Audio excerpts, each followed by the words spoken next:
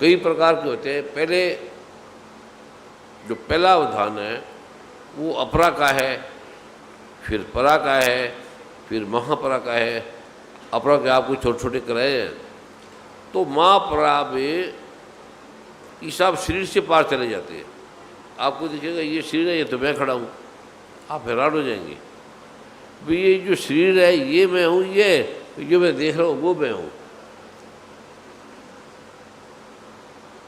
और उसमें एक आता है कि आपका दिल अंदर जाने को करेगा ही नहीं, क्योंकि बजा पड़ा है उसमें। फिर आपको अगर मैं तो शरीर में जाऊँगा ही नहीं, तो क्योंकि वो उसमें इतने बजे हैं, ब्रह्मा विष्णु महेश। गीता पढ़ोगे ना 11वें अध्याय का, तो 11वें अध्याय का 11वां श्लोक 12वां श्लोक ऐसे लगी है। उसे पहले संकल्प करना पड़ेगा कि मैं शरीर में भी आऊँगा, बोलना पड़ेगा। क्योंकि जैसे एक आदमी नाली में पड़ा है, गंदगी में फंसा हुआ है, तो गंदगी को जैसी सुअर है, गंदगी को समझ रहे हैं व्रत है। तो जब वो शरीर से बाहर जाता है, जब शरीर से बाहर होता है, एक तो आत्मा अलग अलग नहीं है। सब कहते हैं आत्मा उसकी बाहर चलेगी, ये चलेगी। गीता है आपके पास? गीता के दूसरे अध्याय का दूसरा श्लोक है। वह श्री कृष्ण कहते हैं कि ये गीता, ये आत्मा आती जाती नहीं है, अचल है, स्थिर है। और जो आदमी इसको जान के जाता है तो उसको इतना आनंद आता है, आप तो रोते हो मेरा बेटा चला गया।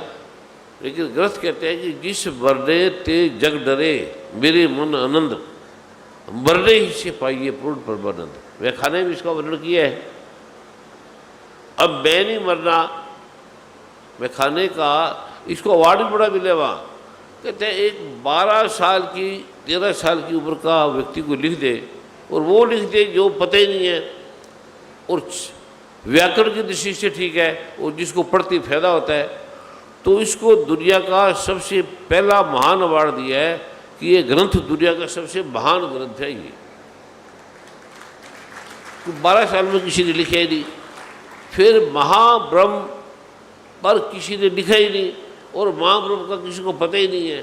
ये महाब्रह्म ही होता है, ब्रह्म का तो पता है, ब्रह्म परमात्मा, पर महाब्रह्म का नहीं पता। और वो भी 12 साल के लड़के ने लिख दिया। वो तो आश्चर्यचकित हो गए। तो उसमें आप पहुंच जाएंगे। पहले ब्रह्म में जाएंगे, फिर महाब्रह्म में पहुंचेंगे। वहाँ से आपका दिल नहीं करेगा आने का। बजा बड़ा होगा, पढ़े आप। मैं तो कई दिन उठता ही नहीं था। अभी मैं अकेला जब बाहर निकल जाऊं, पता नहीं कहाँ पहुंच जाऊंगा। उसके कई रेशे भी बताएंगे, कि वो चीज़ें भी बताएंगे। आपको बड़ा ज्ञान होने लगेगा, कि नॉलेज होने लगेगा। और आपको बाहर किताबें पढ़ने की जरूरत नहीं है। जो आप चाहो पढ़ सकते हो। अभी मैं कोई बाहर पढ़ा नहीं ज़्यादा, उसी से पढ़ा है, बस गुरु की कृपा से मिला। तो जो शिक्षा लेना चाहो आपके सामने प्रत्यक्ष होगा। अभी मैं आपको छोटा सा कराऊँ या पूरा कराऊँ? बराबर भाई, पूरा तो दिन हो जाएगा, सारा उठा नहीं जाएगा आपसे। शरीर अलग होगा, आप अलग होगा। वो दिन को सुबह सुबह कराओ, खुली जगह हो, प्रकृति को हरियाली हो, ठीक है। उसके मंत्र अलग हैं।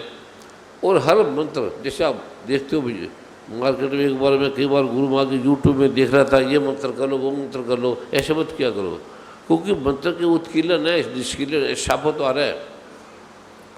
राम राम भी बिना उत्कीर्ण के नहीं जपना चाहिए। राम राम, वाहिगुरु भी, कृष्ण भी।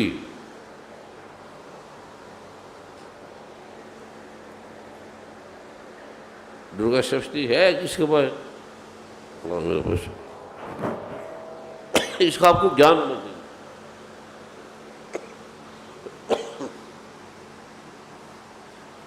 एक पुस्तक इस बैग में रखा करो जो शुद्ध है।